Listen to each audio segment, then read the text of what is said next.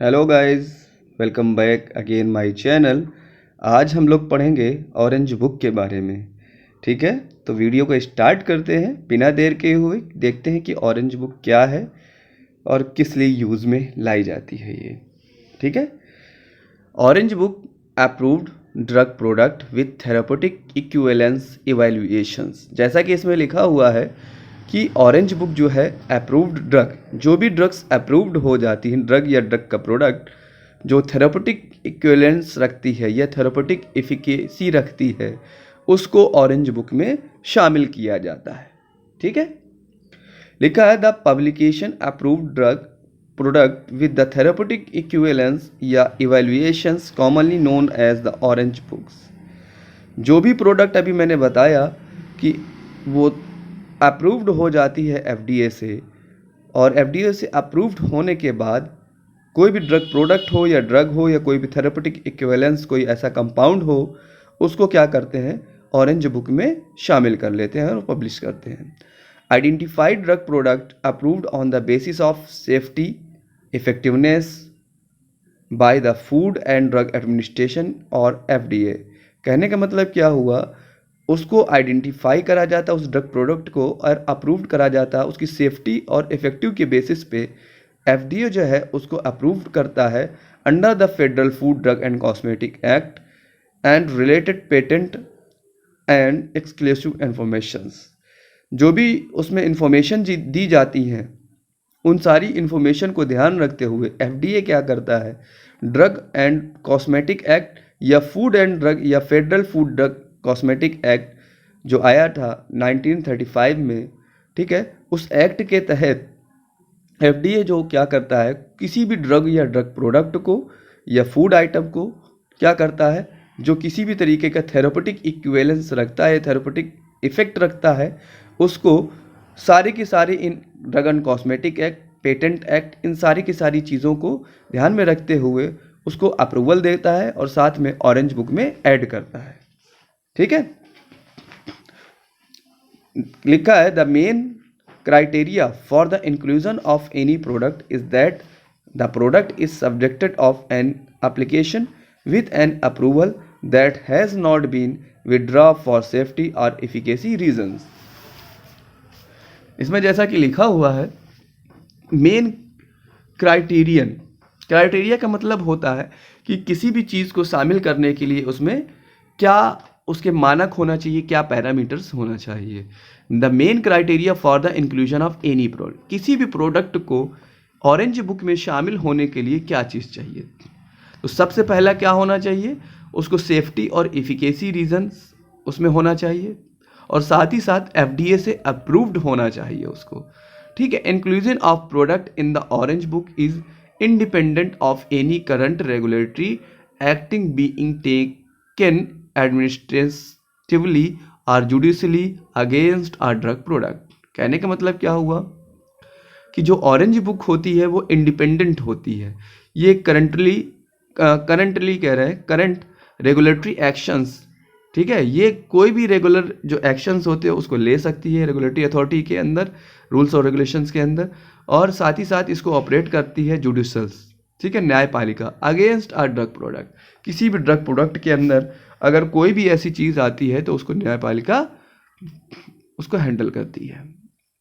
In addition the orange book contain therapeutic equivalence या evaluation for approved drug product. बार बार वही बात बताई जा रही है कि जो कोई भी कंपाउंड ड्रग या ड्रग से रिलेटेड प्रोडक्ट जो कि थेरापेटिक इक्विवेलिटी रखता है या थेरापेटिक इक्विवेलेंस रखता है, बैलेंसिंग रखता है, ठीक है, तो वो ऐसा प्रोडक्ट जो एफडीए से अप्रूव्ड है और थेरापेटिक इक्विवेलेंस रखता है, तो उसको क्या करते हैं, ऑरेंज बुक के अंदर ऐड करते हैं। ठीक, ऑरेंज बुक क्या करते हैं, in addition the orange book contain therapeutic equivalence for approved of multi source prescription drug product. अलग अलग सोर्स के प्रिस्क्रिप्शन ड्रग्स को भी ऑरेंज बुक्स में कंटेन होती हैं। These evaluation have been prepared to serve as a public information. ठीक है, ये सारे के सारे इवेल्युएशन जो होते हैं ये क्या करते हैं, इसको पब्लिक इंफॉर्मेशंस के लिए पब्लिश किया जाता है and advice to state health agencies. ठीक है। और स्टेट हेल्थ एजेंसीज को एडवाइस सलाह दी जाती है prescriber and pharmacist to promote public education in the area of drug product selection to reduce the health care cost. इससे क्या होता है कि जो हेल्थ एजेंसीज़ हैं स्टेट की, उनको सलाह ये दी जाती है, और प्रेस्क्राइबर को, जो फिजिशियन है या डॉक्टर्स हैं, और फार्मासिस्ट को, जो कि प्रमोट करते हैं पब्लिक एजुकेशंस में इस चीज़ को, इस बात को बताते हैं कि जो ड्रग के प्रोडक्ट हैं या ड्रग प्रोडक्ट का किसी का सिलेक्शंस करना है, जिससे कि क्या हो सके, ड्रग की जो हेल्थ से रिलेटेड जो कॉस्ट है वो कम से कम हो सके।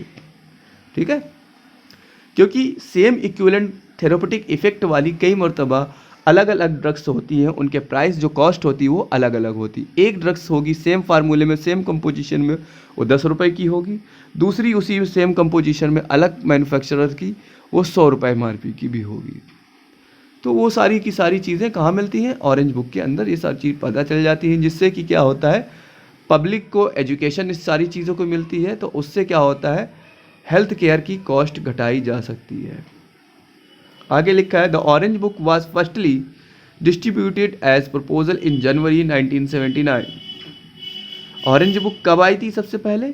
1979 में। Which include only currently marketed prescriptions drug product approved by FDA। ठीक है, 1979 की जनवरी में आई थी, जिसमें उस टाइम पे रनिंग होने वाले मार्केट में अवेलेबल ड्रग प्रोडक्ट को ही शामिल किया गया था जो FDA से अप्रूव्ड थे।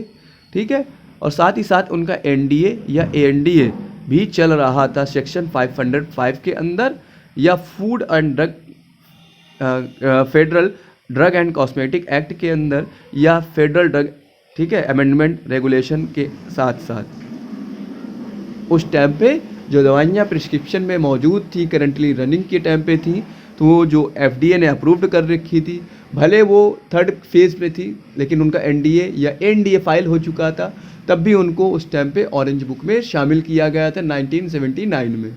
ठीक है, ये चीज़ उसमें बताया गया है। ठीक,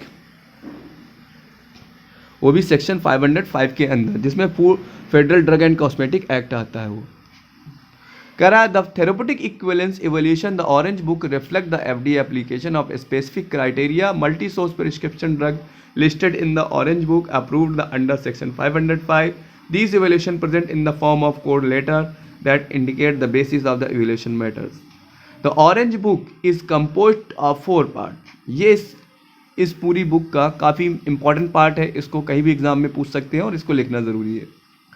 लिखा है 4 पार्ट हैं जिससे कंपोज्ड मतलब बनी हुई थी होती है। पहला, approved prescription drug product with therapeutic equivalence evaluations, कि जो आपकी FDA ने जो ड्रग आपकी अप्रूव्ड करी है उसकी प्रिस्क्रिप्शन से रिलेटेड, थेरेपेटिक इक्विवेलेंस से रिलेटेड सारी की सारी चीज़ें क्या है, क्या पैरामीटर से क्या चीज़ें हैं।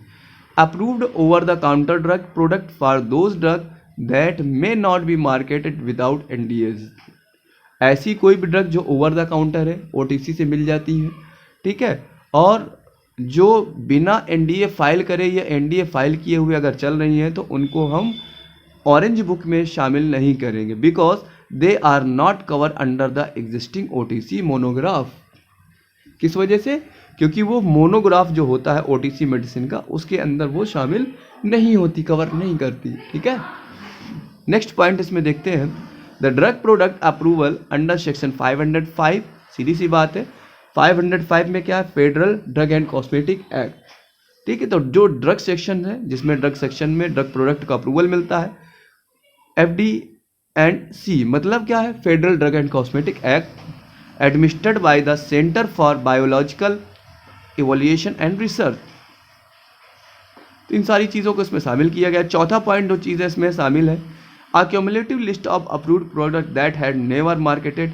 कोई ऐसा ड्रग प्रोडक्ट जो अप्रूव्ड है, साथ में कभी उसका मार्केटिंग नहीं किया गया, as for exportation, for exportation मतलब उसको एक्सपोर्ट कर रहे हैं, आर फॉर मिलिट्री यूज़, अगर मिलिट्री में यूज़ करते हैं उसका, ठीक है, have been discontinue from marketing, या उसका मार्केट से डिसकंटिन्यू हो चुका है, and we have not determine, और उसका उद्देश्य को नहीं जानते, दैट दे वर विड्रा, उनको हम क्या कर सकते हैं, हम लोग विथड्रा कर सकते हैं। विड्रा का मतलब होता है कि उससे हटा सकते हैं, ऑरेंज बुक की लिस्ट से हटा सकते हैं। For from sale for safety and effectiveness reason, किसकी वजह से? सेल की वजह से और सेफ्टी और इफेक्टिव रीजंस की वजह से उसको विड्रा कर सकते हैं, उसको हटा सकते हैं। कहाँ से? ऑरेंज बुक से। Or have their approval withdraw for the other safety and effective reason subscript be discontinue from market, या किसी दूसरे तीसरे रीजंस की वजह से, जिसमें हमें बताया गया है कि जिसमें उसके अप्रूवल को विड्रा कर लिया गया, अप्रूवल हट गया और सेफ्टी एफिकेसी की वजह से अप्रूवल हटा दिया गया है, तो उसकी वजह से भी क्या कर सकते हैं हम? ऑरेंज बुक से उसके नाम को हटा सकते हैं। ठीक है, तो इतनी बात को ये ज़रूर अपने दिमाग में बैठा के रखना। ये बहुत इंपॉर्टेंट पॉइंट थे जो ऑरेंज बुक जिसको बनाने के लिए कंपोस्ट की गई थी। इसमें एक नीचे ब्लैक से अंडरलाइन किया गया है, ऑन मार्च 23, 2020 मतलब 2020 में 23 मार्च को एफडीए ने क्या रिमूव किया? From the orange book the listing from biological product. Orange book से जो बायोलॉजिकल प्रोडक्ट थे, वैक्सीन, सीरम, जो प्लाज्मा से रिलेटेड, इन सारे के सारे प्रोडक्ट को ऑरेंज बुक से एफडीए ने रिमूव कर दिया है। दैट माने क्यों? क्योंकि have been approved in application under section 505 of the FD&C Act because these product are no longer listed drug। क्योंकि ये जो प्रोडक्ट होते हैं अप्रूव्ड तो है एप्लीकेशन के तौर पे, लेकिन इनको क्या किया गया है? 505 जो ड्रग एंड कॉस्मेटिक एक्ट है उसमें ऑलरेडी ये रजिस्टर्ड है, और साथ ही क्या होते हैं, ये प्रोडक्ट क्या होते हैं, ज़्यादा लंबे समय तक स्टैंड नहीं कर सकते। ठीक है ना, तो इसलिए इनको ड्रग की जो लिस्ट है उससे हटा दिया गया ऑरेंज बुक की लिस्ट से। ठीक है, तो आज के लिए फिर इतना ही रखते हैं। ये थी आपकी ऑरेंज बुक। फिर thank you so much. Next video में फिर से मिलेंगे आपको। Take care, bye bye.